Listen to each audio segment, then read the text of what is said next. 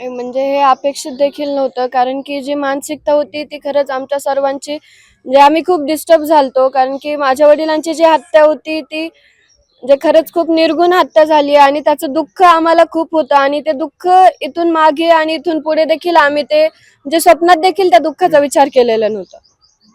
किती टक्के पडलेले आहेत आणि पटकन बोलत काय जाऊ. कुटुंबियांना सांगितले का त्यांचं काय? हे 85.33 मार्क्स आहेत.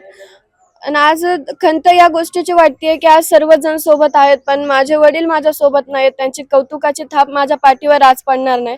आज देखील नाही तर इथून पुढे ती थाप माझ्या पाठीवर कधीच पडणार नाहीये.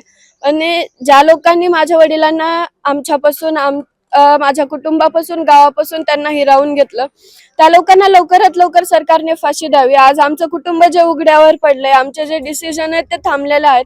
म्हणून तेच डिसिजन आम्ही देखील आमच्या भविष्यात पुढे जावं, म्हणून माझ्या वडिलांना त्यांनी लवकरात लवकर न्याय मिळवून द्यावा आणि जे आरोपी आहेत त्यांना फासावर लटकावं. आणखी एक आरोपी आपला अजूनही फरार आहे, त्याबाबत काय माहिती आहे? काही विनंती आणि अपेक्षा म्हणायला हरकत नाहीये की माझ्या वडिलांचे जे आरोपी आहेत त्याच्यातला एक आरोपी अद्यापही फरार आहे.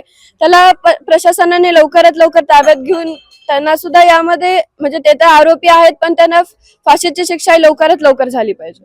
वडिलांचं काय स्वप्न होतं, काय बनावं आणि आता काय पुढचं, कुठं ऍडमिशन घेणार आहे काय? माझी नीटची तयारी चालू होती, पण कालचा नीटचा जो पेपर झाला त्याच्यामध्ये माझं स्कोरिंग खूपच कमी म्हणजे 150च्या आतच येते. पण मला माझ्या वडिलांचे स्वप्न पूर्ण करायचेत आणि डिसिजन आम्ही त्यावेळेस घेऊ शकू त्यावेळेस माझ्या वडिलांना न्याय मिळेल, म्हणून सरकारकडे माझी विनंती आहे की त्यांनी लवकरात लवकर माझ्या वडिलांना न्याय द्यावा.